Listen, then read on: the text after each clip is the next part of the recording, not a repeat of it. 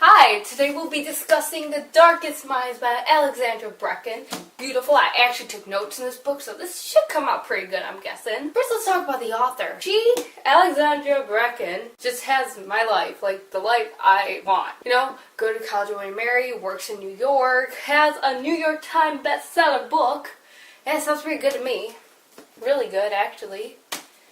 Yeah. So let's discuss this book. The first few pages I know it was kind of slow for me because I was like, yep. Because I knew what happens later on. But after I hit that page, I was so good. This is just all over. Let's talk about when Ruby wakes up on her 10th birthday and her parents don't remember her. Because she's an orange, she has this power where if she touches you or something like that, she can take your memories, she can make you forget. She doesn't know how she erases herself from people's memories. She don't know that, but it just happened. So she's thinking, my parents are just playing this trick on me. They actually do remember me. No. They don't. Not at all. Her mother shoves her in the garage. I'm thinking, you just came downstairs, you said, oh, and all our pictures are on the ground that were behind the couch. Why would you just not go pick up the picture and go show your mother it? Throughout the whole book we heard Ruby say, I'm going to my grandma's because my parents won't let me in. You're thinking, maybe they kind of called in on her, but no, they actually just forgot her. The character development of Ruby was really good in this book. I liked how before, when we first met her in the first chapter, she's just this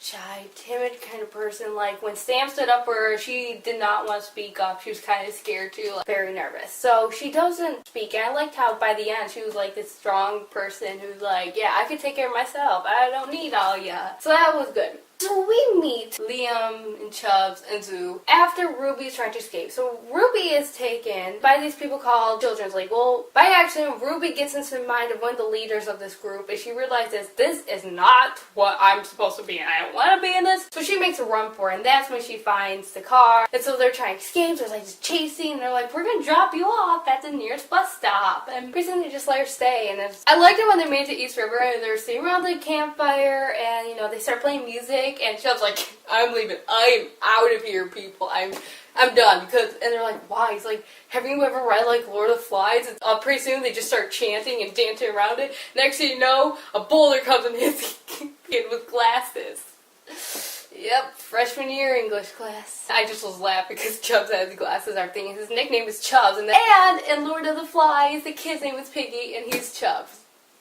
I kind of thought about that when I first heard his name was Chubbs. So the music is playing, Zoo's dancing because she found her cousin. It's awesome.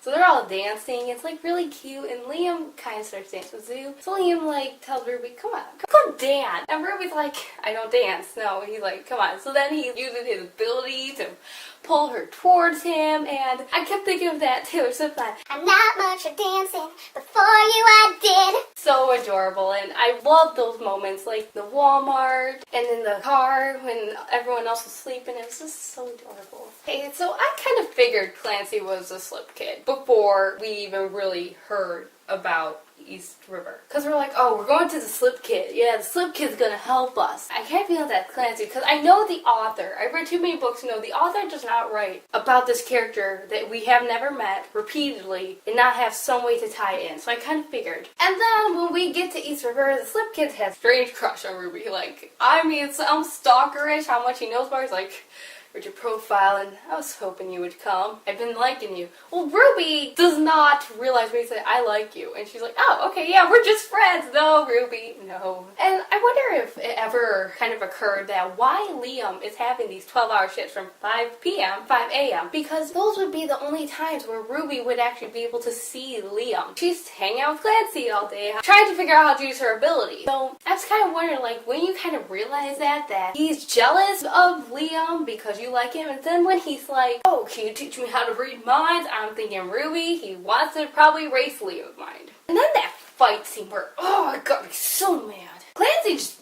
beaten up on Liam, and he threw his mind, he's forcing our kids to do his dirty work, and I'm just ticked, and I'm thinking, what is going through Liam's mind right now?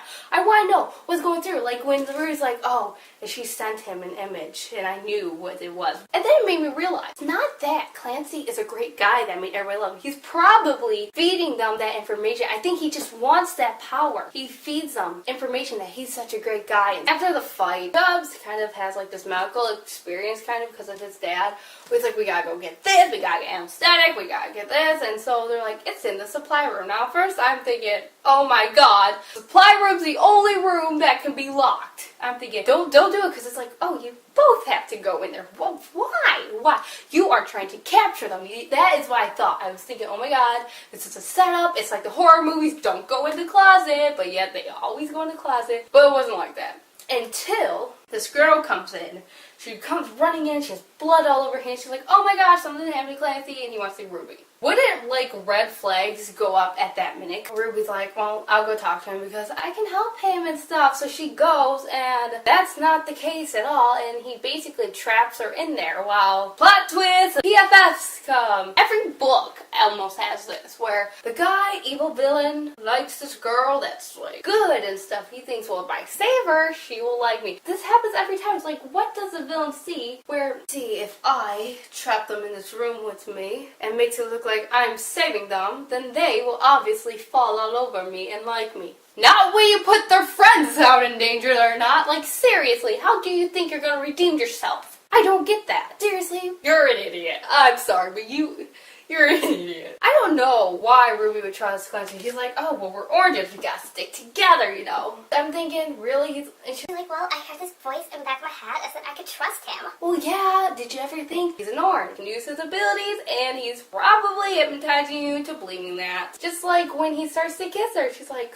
there's a voice inside my head saying I want it, so I guess I want it. Would it ever occur to you at some point in the book where you're like, I think he might be using his abilities on me? And then, especially at the part where he's like, I really like you and stuff, and I think we should make out. It's like, no, why? No, why? And he's like, well, fine, I'm sorry, but I'll let you use the laptop if you just give me another memory. Like a red flag go up here because he's already seen a lot of your memory. So what more memories would you want to see? What would make that memory so great to let you use his laptop? Clancy let this group go, and Zoo was in it, and she's like, fine, go. Even though I told you before not to, I'll let you go. Which, this is my question. So no one lets him go if he believes it's safe enough. So why all of a sudden did it change? He let them go because he's trying to break them up. That's why Liam has 12-hour shifts, and that's why Zoo left. Because how would letting Zoo leave help her any? Like, it would just make her think and worry and everything else. So why, like, I like in the beginning of the book when she doesn't tell Liam, Chubbs, and Zoo she's an orange. She's like, I'm green. It's like the song. Conceal, don't feel, don't let them know. And then when they find out she's an orange, I was like wondering what is going through everyone's minds at this point where they're like, oh my god, she's an orange. She's messing around with their braids, and she's an orange. That's what I'm kind of wondering, because they're like, she's not green, she's dangerous. And so then she wakes up in the car, and she owns her this day, oh yeah, we gotta get rid of her. She's like, oh my god, I just blew it. I just blew all my chances, and I'm like, I'm gonna be gone. They were like, we're talking about the car. Yeah. So, Jack, who died, Chubb, and Liam made this letter where if something happened to them, they would go and give the letter to their family. So Jack dies. I was kind of wondering, like, wouldn't Jack tell Liam and Chubb, be like, hey, yeah, I know this letter. Don't give it to him, or at least don't give it to him in person because he's a mean person. Because when Jack realized that having Liam and Chubbs deliver this letter would be putting them in danger, and especially when all your writers like, yeah, you're a jerk, I don't like you, and like all this like mean stuff, it's like, really? Did you want to waste your paper writing that? Because they probably already know that. But I know that's probably like the last word thing, like, hey, I just want you to know I don't even like you. But why'd you have to put your friends in danger for that if you knew he was a mean person? So then Chubbs gets shot, and I'm thinking, oh my gosh, Chubbs is dead. Oh, he's still breathing. Oh my gosh, good. I was so ticked, because at this point they were talking about how we're going to drop Chubbs off and everything, and then I'm going to take you cross country or see the world. And oh my god, it's going to be like a little road trip kind of thing, and it's going to be cute, and it's going to be awesome, and I'll get to read a whole second book about it. Nope. Stupid me. Typical young adult book. Nothing ever happens how it should or what I think it should. So they're riding in the back seat. Liam's driving. The car breaks down. And Ruby like, oh my gosh, Chubbs is not gonna make it. She pushes the panic button the lead gave her. She's like, this is the only way I can do it. And I was ticked. I was so mad. I'm thinking, no, Ruby. Because when Chubbs got shot, they were all like, well, we'll call an ambulance. We're gonna call an ambulance. Stay here. she's like, no, we got it, we're gonna go, because they're scared getting figured out. But my thing was that she should just call the ambulance. She just should have called the ambulance and take it from here, because Liam says he looks older than 20. They say he looks older than, like, what he should be. But nope. So then we get back to the Children's League, and Ruby tells them, let Liam go. I will stay here if you let Liam go. So I'm thinking, okay. Liam, obviously, knowing Liam, will not leave Ruby. So she goes into Liam's room, and I'm guessing she already knows what she's going to do by now. And see, as much as I would love to see the thought process of her making that decision, you know, if she did that, the ending would not be what it was. It wouldn't cause a shock effect. So her and Liam start talking. She's all like, yeah. Liam's like, here, I'm going to write you a story. Because Ruby's like, even though I hate the camp, I know if I never went through that camp, I would never met you. And he's like, well, actually, I think we will, because here would have been our story. He tells her this really story about them and how meet everyone they've met along the way. And so then Liam's like, do you want to finish it off? And Ruby's like, yes. And that, I'm like, that's when I realized, oh my gosh, she's gonna erase her memories. At first, when I started the book, I found Ruby can erase herself from people's minds. I was thinking, oh my gosh, she's gonna do that to Liam. And I'm like, no. No.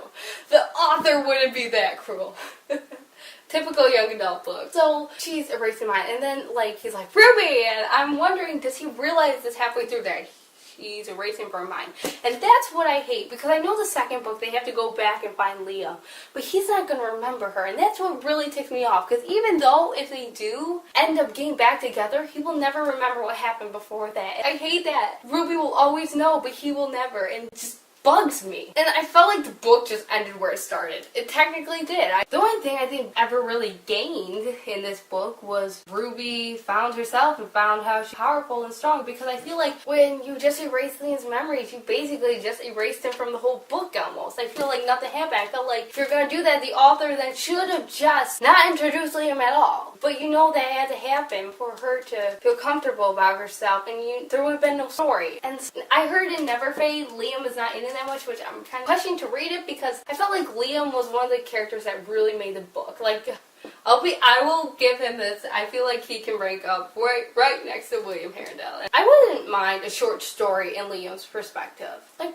maybe a short story when he first meets her, or during that fight scene almost, because I'm thinking, really? I wonder what's going through his brain, because there's a few times in his books where I was wondering what the different characters were thinking, and because it's taken from first person, you can't really know. But I was wondering, what is going through Liam's mind at this point? What is it? Because just saying, and his face got red, and he was so mad, he drew back his fist. It's like, what is the thought process? I want to know, like, what is he thinking? So I would love to know that and get like a short story kind of thing on it that I can download on my Kindle or something. There was something about Liam and Ruby's relationship that I loved. They just went together. Like, I mean, you read books and the characters are good together, but there's just something here that's like they were like meant together. I liked how that was written, how it made you believe they are like meant together. They will always be together. And then back to when Ruby took Liam's memories, that's kind of where can Ruby give them back just as she took them away? Because there was that whole point where her and Liam were kissing in the woods, and she accidentally thought about that moment with Clancy, and he saw that too. So I was wondering, maybe like when they meet again, like, okay, now that we know each other again, I'm just going to give you my memories. I'm going to give you my memories, and here are the memories of us all together. And I'm wondering if that's not going to happen, because like I said, I'm going to be really ticked if he can't ever remember all the time they had before that time. But when I finished this book, I cried. I will admit, I cried. But it's like that numb feeling where it's like you just have all this emotions, you just gotta cry. You just gotta cry. That was the Darkest Minds experience for me. Yep. Anyways, I hope you enjoyed this. Thank you for watching this. Feel free to share your opinions, what you think of the ending.